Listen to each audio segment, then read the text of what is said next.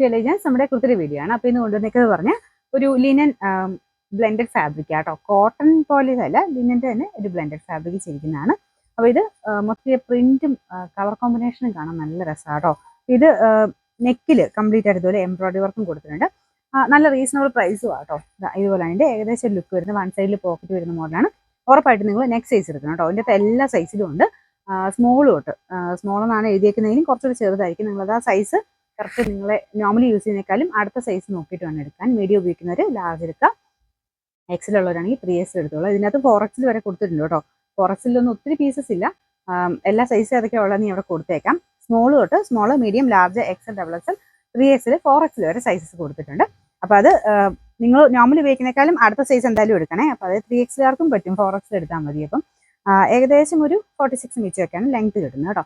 ഇതിൻ്റെ എംബ്രോയിഡറിയും ആ ഒരു കളർ കോമ്പിനേഷനും ഒക്കെ അത്ര ഭംഗിയാണ് കാണാനായിട്ട്.